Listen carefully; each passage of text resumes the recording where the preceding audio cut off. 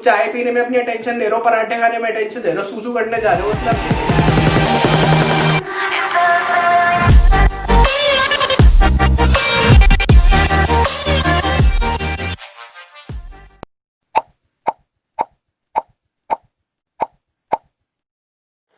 Hello guys, मेरा नाम है अनुराग और आज के वीडियो में बहुत ही ज्यादा इंपॉर्टेंट टॉपिक डिस्कस करने वाला हूं मैं, जो कि है how to deal with demotivation in programming. अब मेरे इतने सारे दोस्त हैं जो मेरे साथ मेरे बैच में हैं और वो कहते हैं कि यार प्रोग्रामिंग होती नहीं है, कोड नहीं होता, और कुछ लोग जो कर भी रहे हैं प्रोग्रामिंग वो बीच में छोड़ दे रहे हैं उसे, क्योंकि उनसे कोड बन नहीं पा रहे, उन्हें बहुत ज्यादा टफ लग रहा है और ऐसा लग रहा है उन्हें, मतलब प्रोग्रामिंग करते हुए बेसिकली ये लगता है कि हम में इतना दिमाग ही नहीं है, जो दूसरा बंदा कर रहा है उसमें बहुत ज्यादा दिमाग है। और ये बहुत ज्यादा कॉमन चीज है, मतलब और ये सिर्फ प्रोग्रामिंग में नहीं है, मतलब तुम आईआईटी जेईई की तैयारी कर रहे हो और तुम्हारा पीयर अगर वो क्वेश्चन कर पा रहे हो और तुम नहीं कर रहे हो, तो वो ऐसा लगता है कि यार इसमें ज्यादा दिमाग है, मेरे में कम दिमाग है, और बहुत जल्दी इस चीज से डिमोटिवेशन होती है अपने पीयर को देख के। तो इसी इसी ये एक मिथ है बेसिकली। तो मैं ये वीडियो इसलिए बना रहा हूँ कि जितने भी मेरे फ्रेंड्स हैं और बाकी लोग जो भी इस वीडियो को देख रहे हैं वो अपने इनर स्ट्रेंथ को हार्नेस कर सके, मतलब कोड कर पाते हैं, सब कोड कर पाते हैं, बस there is a specific strategy, तुम उस स्ट्रैटेजी को फॉलो करो और you will be able to code. तो मैंने कुछ कुछ पॉइंट्स लिखे हुए हैं बेसिकली। पहला पॉइंट है अनेबल टू फाइंड लॉजिक। तो ये तो इतना ज्यादा कॉमन है कि तुम मतलब मान लो किसी इंटरव्यू में बैठे हो, कोडिंग इंटरव्यू में, और तुम्हारे सामने क्वेश्चन है, तुमने क्वेश्चन की स्टेटमेंट पढ़ी और क्वेश्चन की स्टेटमेंट में खो गए। इतना बड़ा स्टोरी था उस क्वेश्चन का कि तुम ऊपर से लेके जब तक नीचे आए तो ऊपर वाला पार्ट ही भूल गए, तो उसके बाद लॉजिक तो क्या घंटा बनेगा, ठीक है। और मान लो कि तुम्हें क्वेश्चन समझ में आ गया, उसके बाद तुम बैठे हो और तुम सोच रहे हो एरे कंप्यूटर की टर्म्स में कि यार इसमें एरे से कर सकता हूँ, ये कर सकता हूँ, सॉर्टिंग कर सकता हूँ, बाइनरी सर्च लगा सकता हूँ, रिकर्जन लगा सकता हूँ, ये वगैरह वगैरह। तो अगर तुम्हारा डायरेक्ट प्रोग्रामिंग की लैंग्वेज में सोच के लॉजिक निकल पा रहा है तो बहुत बढ़िया है, बहुत ही सही है, कोई दिक्कत नहीं है, तुम जाओ। अगर तुम्हारा लॉजिक निकल गया obviously you will code it and pass it. लेकिन अगर नहीं निकल रहा है लॉजिक तो उससे डिमोटिवेट नहीं होना, बराबर वाले को नहीं देखना है तो कच कच कच कच कीबोर्ड पे करे जा रहा है, मैं तो कुछ कर ही नहीं पा रहा हूँ। भाई कीबोर्ड को उठा के साइड में रख दो, पेपर और पेन निकाल लो, पेपर और पेन पे निकाल लो, और 5-6 टेस्ट केसेस या तो खुद बना लो, या अगर प्रॉब्लम में मेंशन है टेस्ट केसेस तो उन्हें लिखो पेपर पे और उन्हें पेपर से सॉल्व करो, ठीक है। अब ये भी दिमाग में आता है कि जो काम हमारा दिमाग कर सकता है तो वो कंप्यूटर तो कर नहीं सकता, ठीक है, मुझे समझ आती है वो बात। लेकिन एक बार तुम करने लगोगे ना अपने हाथ से वो टेस्ट केस, उस पर्टिकुलर क्वेश्चन को सॉल्व, तो तुम्हारे दिमाग में फिर कुछ कुछ आइडियाज इमर्ज होने लगेंगे कि भाई ठीक है, ये काम मैं सॉर्टिंग से कर सकता हूँ, ये स्वैप से कर सकता हूँ, इसमें रिकर्जन लग सकता है, तो हो जाए। तो जब तुम खुद से पेपर पे टेस्ट केसेस सॉल्व करते हो तो बेसिकली तुम्हारे दिमाग में, अगर तुमने इनफ प्रोग्रामिंग करी है, आइडिया आ जाता है, मोस्टली टाइम्स आइडिया आ जाता है कि ठीक है, अगर ये जरूरी नहीं है कि मोस्ट ऑप्टिमल सॉल्यूशन आए, लेकिन कैसे ब्रूट फोर्स एक सॉल्यूशन तो आएगा। कुछ ना करने से अच्छा, बराबर वाले की कचकच देखने से अच्छा कि एक सॉल्यूशन तो आए, और फिर तुम उस एक, जब तुम्हारे पास बेसिक सॉल्यूशन आ जाएगा उसके ऊपर बिल्ड करके मोर ऑप्टिमाइज सॉल्यूशन बनाने की कोशिश कर सकते हो। तो ये एक बिगनिंग स्टेप है। अगर तुम्हारे दिमाग में क्वेश्चन को पढ़ के नहीं आ रहा है, मतलब सॉल्यूशन लॉजिक नहीं निकल के आ रहा है ना, तो पेपर पे लिखो क्वेश्चन के टेस्ट केसेस को और खुद से सॉल्व करके देखो। जो जब तुम ये काम कर रहे होगे तो 90% टाइम तुम देखना है तुम्हारे दिमाग में आइडिया हिट कर जाएगा। अगर तुमने इनफ प्रिपरेशन करी तो पक्का से हिट कर जाएगा वो, ठीक है। और फिर दूसरी चीज आती है कि प्रेशर बहुत होता है। प्रेशर मतलब इंटरव्यू में बैठे हो, 3 घंटे का ही टाइम है और किसी किसी में तो 1.5 घंटे का ही होता है, उसमें भी ये देखना होता है कि, तो प्रेशर नहीं लेना है। प्रेशर लेके क्या हो जाएगा, कुछ नहीं, बराबर वाले का देखोगे और प्रेशर होगा, इधर वाले का देखोगे और प्रेशर होगा। तो क्या करना है, कॉपी पेन लेनी है और क्वेश्चन सॉल्व करके देखना है, ठीक है। फिर है पीयर प्रेशर। अब पीयर प्रेशर बहुत ज्यादा इंपॉर्टेंट रोल प्ले करता है। अब होता क्या है कि कुछ लोग लेट प्रोग्रामिंग स्टार्ट करते हैं, मतलब जो ये वीडियो देख रहे होंगे उनमें भी कुछ लोग होंगे जो 3rd ईयर में आके प्रोग्रामिंग स्टार्ट करते हैं, लेकिन कुछ लोग होते हैं 1st ईयर में ही जाके कोडशॉप वगैरह करने लगते हैं, हैकरहंट्स वगैरह करने लगते हैं। तो ऑब्वियसली एक बंदा उस चीज को 2 साल पहले से कर रहा है और तुमने अभी 2 महीने पहले शुरू करी है, तो अगर तुम बहुत ज्यादा एक्स्ट्रा ऑर्डिनरी हो तो तुम मैच कर सकते हो, लेकिन 90% केसेस में क्या होगा, तुम उससे पीछे ही होगे।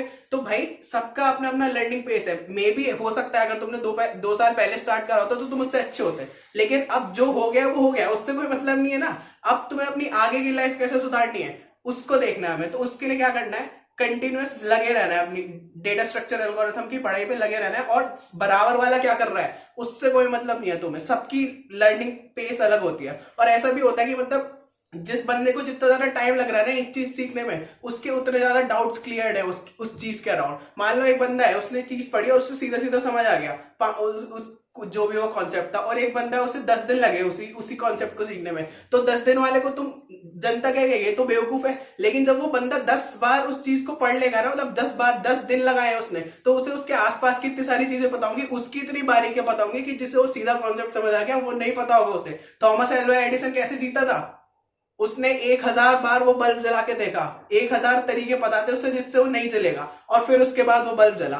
तो कौन बढ़िया है, जिसने डायरेक्ट एक बार में बल्ब जला दिया, जिसने 1000 जिसे तरीके पता है कि इससे काम नहीं होगा? तो अपने पीयर्स को देख के बिल्कुल डिमोटिवेट नहीं होना है, बहुत ही खराब चीज है। ठीक है। फिर तीसरी चीज है fear of getting wrong answer. बहुत ज्यादा कॉमन है, मतलब लिख रहे हैं कीबोर्ड पर डर डर के एरे लिख रहे हैं, एरे या ये सब लिख रहे हैं और डर रहे हैं भाई रॉन्ग आंसर ना आ जाए, रॉन्ग आंसर ना आ जाए, रॉन्ग आंसर ना आ जाए, और रॉन्ग आंसर ही आ जाता है। और भाई जैसे दिखा कि टेस्ट केसेस फेल हो गए, 10 में से 2 ही चले, बस खिल्लियां उड़ जाती हैं बस वहीं पे कि अब क्या करूं मैं। तो भाई रॉन्ग आंसर से क्या मतलब है? वो तुम्हारे 5000 रुपए कट रहे हैं क्या अकाउंट से अगर एक बार रॉन्ग आंसर आ गया? या फिर तुम्हारे कोई जो करीबी है वो तुमसे दूर हो जाएगा अगर रॉन्ग आंसर आ गया? आने तो भाई 0 और 1 बाइनरी तो है, 5 बार लिख लो उसे, 10 बार लिख लो, 50 बार लिख लो उसी कोड को अगर टाइम है तो। मैं मानता हूँ कि टाइम कंस्ट्रेंट होता है हमारा पूरा का पूरा इंटरव्यू, लेकिन रॉन्ग आंसर से डरना नहीं है। रॉन्ग आंसर क्यों है? क्योंकि तुमने कोई ना कोई स्ट्रैटेजी गलत लगाई है, तो स्ट्रैटेजी को सॉल्व करो। अब मैं सदगुरु को फॉलो करता हूँ, ठीक है, वो पता क्या कहते हैं? वो कहते हैं कि इस प्लेनेट अर्थ पे ना कोई मैजिक नाम की चीज नहीं है, if you do the right things will happen. ठीक है, तो तुम्हारा राइट थिंग्स तभी होंगे जब तुम राइट चीजें करोगे। और उस सिचुएशन में जब तुम्हारा रॉन्ग आंसर आया, राइट चीज क्या है कि तुम अपने सॉल्यूशन पे पीक करो, दोबारा से देखो क्या गलती हो रही है। अगर नहीं पढ़ के समझ आ रहा लॉजिक तो उसे ड्राई रन करो, टेस्ट केसेस लो, ड्राई रन करो, पक्का पता चल जाएगा। क्योंकि ड्राई रन करके तो चीतड़ा खुल ही जाता है प्रोग्राम का, पता चल जाता है कहाँ पे वो फेल कर रहा है। तो डू द राइट थिंग। उस टाइम पे तो पैनिक नहीं होना कि भाई अब तो यार खत्म हो गई कहानी है, तो एक लॉजिक लिखा था मैंने ये गलत हो गया, नहीं, ऐसे ऐसे डिमोटिवेट नहीं होना। अपना टेस्ट केस लो और करो काम को। ठीक है। फिर एक और बहुत ज्यादा मेजर फैक्टर है कॉन्टेस्टेंट्स रेटिंग। अब ये तो अपार लेवल की टेंशन देता है भाई, और मतलब ऐसी रैट लिस्ट लगी हुई है ना कि मुझे कोड शेफ पे 5 स्टार होना है, या कोड शेफ पे 6 स्टार होना है, या लीड कोड पे मेरी ग्लोबल रैंक अंडर 500 होनी चाहिए। भाई क्या कर लोगे 500 रैंक लाके? क्या हो जाएगा अगर तुम कोड शेफ पे 6 स्टार कोडर बन भी गए? इतने सारे कोड शेफ पे 6 स्टार कोडर्स हैं जो कि मतलब स्ट्रगल कर रहे हैं अभी भी जॉब्स के लिए, तो इट्स और बहुत अच्छी बात है अगर तुम 6 स्टार कोडर बन जाओ। तो मैं ये नहीं कह रहा कि वो खराब चीज है, पर मैं ये कह रहा हूँ कि हर कोई बंदा जो गूगल में जा रहा है या हर कोई बंदा जो अमेजोन में जा रहा है वो एक 5 स्टार या 6 स्टार कोडर नहीं है। ठीक है, उसके कॉन्सेप्ट क्लियर है डेटा स्ट्रक्चर एल्गोरिथम में, वो प्रोग्राम प्रॉब्लम को कैसे अप्रोच करना है इंटरव्यू में, और इंटरव्यूअर के सामने अपना सॉल्यूशन कैसे रखना है, इतनी सारी चीजें मैटर करते हैं, तब जाके वो बंदा वो पहुंचता है। तो रेटिंग के पीछे मत भागो, कॉन्टेस्ट दो। हम में से इतने सारे लोग हैं वो कॉन्टेस्ट देते नहीं है। क्यों नहीं देते? कि भाई रेटिंग खराब आती है, हमसे एक ही क्वेश्चन बनता है, लीड कोड का वीकली कॉन्टेस्ट होता है, उसमें 4 में से एक ही क्वेश्चन बनता है, इसलिए हम देते ही नहीं है। अबे इससे क्या हो जाएगा भाई? तुम्हारी ग्रोथ ही नहीं होगी, आगे नहीं बढ़ पाओगे तुम इस चीज में। कम से कम तुमसे एक क्वेश्चन हो रहा है वो तो करो। मैं गारंटी दे रहा हूं तुम 2 महीने लगातार वीकली कॉन्टेस्ट दे दो, तुम 3 क्वेश्चन तो बना ही दोगे, 4 में से 3 क्वेश्चन तो तुम्हारे बन जाएंगे, मजे से बन जाएंगे अगर तुम लगातार वीकली कॉन्टेस्ट देते हो। अब होता क्या है, लोग वीकली कॉन्टेस्ट देते हैं या फिर कोई भी कॉन्टेस्ट देते हैं और उनसे क्वेश्चन नहीं बनते, तो वो बहुत ज्यादा डिमोटिवेट हो जाता है कि यार मतलब इतनी मेहनत कर रहा हूं मैं और डिमोटिवेट, मतलब मेरे से क्वेश्चन नहीं बन रहे हैं। तो उसका सॉल्यूशन ये नहीं है कि तुम डिमोटिवेट हो जाओ, उसका सॉल्यूशन ये है कि जब वो खत्म हो जाता है कॉन्टेस्ट, हर जितने भी प्लेटफॉर्म से कोडिंग के सब पे एडिटोरियल आ जाता है कि इस क्वेश्चन को करने के ये तरीके हैं।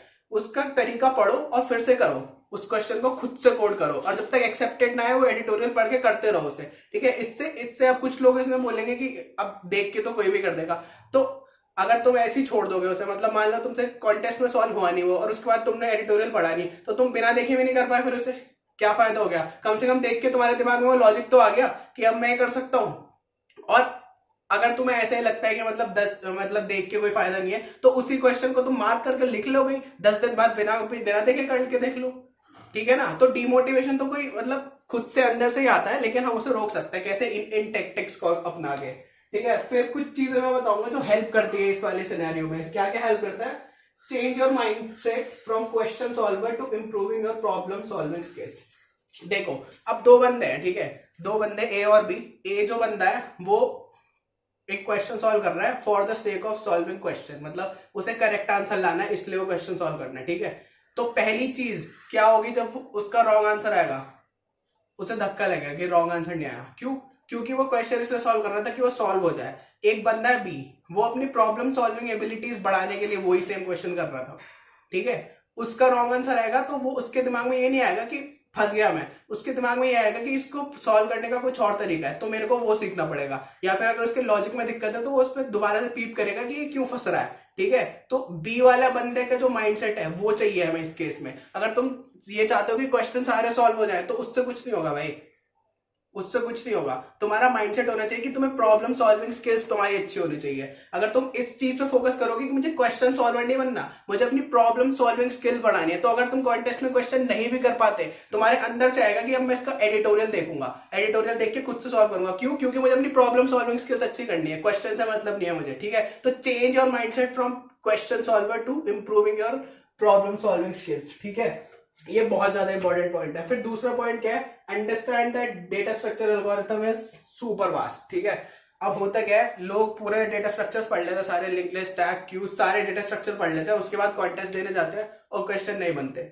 बहुत बहुत ज्यादा कॉमन चीज है। उसमें क्या होता है कि अब लोगों को लगता है मैंने सब कुछ पढ़ लिया, सारे डेटा स्ट्रक्चर्स, और फिर भी क्वेश्चन नहीं बन रहे। That is also a reason for motivation. तो तुमको ये समझना पड़ेगा कि डेटा स्ट्रक्चर एल्गोरिथम बहुत ज्यादा वास्ट चीज है। इसमें ये नहीं है कि तुम में दिमाग कम है या कुछ है, ठीक है। एक टेक्निक है जो तुम मिस कर रहे हो, बस तुम्हें वो टेक्निक और देखनी है। बहुत ज्यादा वास्ट चीज है डेटा स्ट्रक्चर। अगर तुम्हें लगता है कि तुमने लिंक लिस्ट पूरी पढ़ ली है, तो अभी भी दुनिया में ऐसे 10,000 लिंक लिस्ट के क्वेश्चन होंगे जो 6 स्टार कोर्सर के प्रोग्रामर से नहीं होंगे, ठीक है। तो बहुत ज्यादा वो एक वास्ट चीज है डेटा स्ट्रक्चर। तो you keep on learning, life long process है एक डेटा स्ट्रक्चर। जो लोग Amazon में HD1 है, HD2 है, वो भी कॉम्पिटिटिव प्रोग्रामिंग कर रहे हैं, वो भी अपने स्किल्स को बढ़ा रहे हैं। तो ये नहीं है कि एक उसका एंड है कि यहां से शुरू करा यहां पे खत्म कर दिया। तो data structure is super vast. फिर ये जो 2.5 वाला पॉइंट है, ये तो हद इंपॉर्टेंट है। हद इंपॉर्टेंट क्यों है? अब एक क्वेश्चन आया, ठीक है, हमने क्वेश्चन की स्टेटमेंट पढ़ी और उसके बाद हम भाई बराबर में चाय रखी, चाय पी ली, 2 बार टॉयलेट हुआ है, और उसके बाद मम्मी कह रहे हैं पराठे खा ले, पराठे भी खा लिए, ठीक है। और उस क्वेश्चन को देखे जा रहे हैं और इसी प्रोसेस में 2.5 घंटे निकल गए। फिर 2.5 घंटे बाद देख रहे हैं यार ये तो 2.5 घंटे से मेरे से सॉल्व ही नहीं हुआ। अबे कैसे हो जाएगा भाई वो सॉल्व?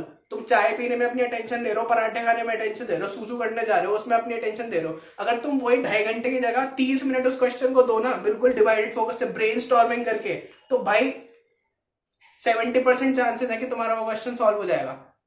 ऐसा कितनी बार होता है कि मतलब मेरे साथ भी होता था, मैं एक प्रॉब्लम लेके बैठ जाता था और मेरा दिमाग इधर उधर घूमता रहता था कि ये कर लूं, वो कर लूं, गिटार बजा लूं, वगैरह वगैरह, ठीक है। और फिर मेरे दिमाग में पता नहीं कैसे आया कि यार अब मैं ब्रेनस्टॉर्म करूंगा। और बहुत ईजी होता है गिव अप करना। मतलब मान लो हमने एक कोड लिखा और रन नहीं करा, हटाओ यार यूट्यूब, बराबर वाले टैब में तो यूट्यूब देखेंगे हम तो बैठ के। नहीं करना भाई। वो प्रॉब्लम जब तुम इंटरव्यू में सॉल्व करोगे, तुम्हारे पे घंटा यूट्यूब चलाने को नहीं होगा, और होगा भी तो तुम चलाओगे नहीं, इतनी फटी हुई होगी उस टाइम पे, ठीक है। तो बिल्कुल अपना जो फोकस है ना, इसका पॉइंट क्या कह रहे हैं, 1 hour ऑफ फोकस्ड अटेंशन, मतलब एकदम sharp focus is greater than 5 hours of divided attention. तुम 5 घंटे डिवाइडेड अटेंशन दे रहे हो चाय पीते हो और ये करते हो, उससे अच्छा 1 घंटा तुम फोकस अटेंशन दो। तुम्हारे दिमाग में इतने ज्यादा न्यूरॉन्स बढ़ेंगे ना उस टाइम पे, तो वो वैसे भी बेनिफिशियल और क्वेश्चन सॉल्विंग के लिए तो है ही है, ठीक है। उसके बाद है amount of time given to each question, और प्रैक्टिस पे डिपेंड करता है, ठीक है। तो amount of time given to each question, अब ये इसमें 2 चीजें हो सकती हैं। 2 तरीके के बंदे होते हैं। मतलब पहला बंदा होता है वो सॉल्यूशन देखता ही नहीं है, ठीक है, वो लगा रहता है 3 दिन हो गए, 4 दिन हो गए, बीतता जा रहा है टाइम, वो लगा ही हुआ है उस क्वेश्चन में, ठीक है।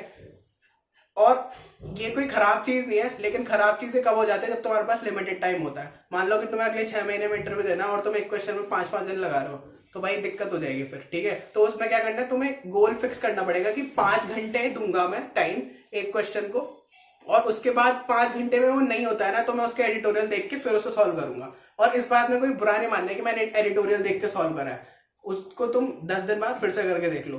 तो टाइम दो एक क्वेश्चन को। मैंने गलती करी है, और गलती भी क्या, मेरे पास टाइम बहुत था तो मैंने ऐसे ही करा है। मतलब कोई भी क्वेश्चन होता था नहीं हो पाता था तो मैं 3 दिन 4 दिन 5 दिन लगा ही रहता था उसमें, जब तक उसका सॉल्यूशन नहीं आता था। और काफी ज्यादा गट्स चाहिए होता है इस चीज के लिए। फिर दूसरे टाइप का बंदा क्या होता है, उससे झट से, जैसे ही उसका रॉन्ग आंसर है झट से एडिटोरियल निकाल लेता है वो, चलो भाई एडिटोरियल देखूंगा मेरे से नहीं हुआ, तो वो बहुत ज्यादा गलत है, ठीक है, अब थोड़ा बहुत तो दिमाग लगाओ, इंटरव्यू में नहीं आएगा तो बराबर में एडिटोरियल लिखा होगा क्या? तो एक टाइम बाउंड फिक्स कर लो कि मतलब अगर हार्ड क्वेश्चन है तो मैं इसमें 5 घंटे दूंगा, 5 घंटे से ज्यादा नहीं दूंगा, ठीक है? 5 घंटे तुम उसमें ब्रेनस्टॉर्म करो, जो करना है करो, उसके बाद एडिटोरियल देख के उसे कोड कर लो। तो ये बहुत ज्यादा इंपॉर्टेंट है कि एक टाइम को कितना, तुम एक क्वेश्चन को तुम्हें कितना टाइम देना है। या फिर ये वही पॉइंट है कि setting goals of 5 question a day.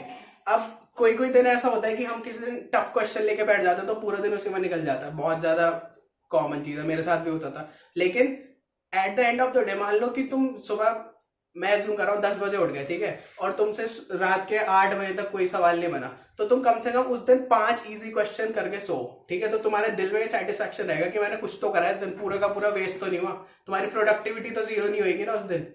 तो इससे बहुत ज्यादा इंपैक्ट पड़ता है कि मान लो कि एक दिन क्वेश्चन नहीं हुआ तो उस दिन तो कुछ करा ही नहीं, फिर अगले दिन आधा दिन उसी क्वेश्चन में निकल गया फिर से। तो एटलीस्ट 5 क्वेश्चन का गोल बना के रखो, हार्ड इजी। अब वो तुम अपने हिसाब से मैनेज कर सकते हो कि 2 इजी करूंगा, 2 मीडियम करूंगा, 1 हार्ड करूंगा, या अगर कोई एडवांस लेवल वाली स्टेजेस पे तो 4 हार्ड करूंगा, और ऐसे, मतलब वो अपने हिसाब से है, ठीक है? तो यही सारे पॉइंट्स थे। और मास्टर स्ट्रोक क्या है भाई इसका? TLDR, ठीक है? ब्रेनस्टॉर्म करते रहो until you make it। जब तक तुमसे क्वेश्चन ना हो लगे रहो, लगे रहो, लगे रहो, बट कीपिंग इन माइंड कि तुम्हारा इंटरव्यू अगले 3 महीने में या 4 महीने में नहीं है। अगर ऐसा है तो you will have to fix a time कि एक क्वेश्चन को इतना टाइम देना और उसके हिसाब से चलना है। और इसके बाद भी किसी के और रीजन से डिमोटिवेट होने के, तो I am open on comment and I am open on Instagram. मेरे इंस्टाग्राम का हैंडल यहाँ पे लिखा हुआ है @अनुराग कोड्स। तो मुझे पिंग करो इंस्टाग्राम पे, मैं तुम्हारी हेल्प करूंगा जैसे जो भी मेरे से हो पाएगी। कोड है, तुम्हें कुछ रिसोर्स चाहिए सीखने का, या तुम चाहते हो कि इस पर वीडियो बननी हो, तो आई होप कि इस वीडियो से तुम्हारे जितने भी डिमोटिवेशन फैक्टर्स हैं वो मतलब काफी फैक्टर्स पे फर्क पड़ेगा, और जो तुम्हारी प्रोग्रामिंग की एफिशिएंसी है वो पहले से काफी ज्यादा हो जाएगी। तो यही था दोस्तों इस वीडियो के लिए। अगर ये वीडियो पसंद आई है तो इसको लाइक और सब्सक्राइब कर देना। Till then bye.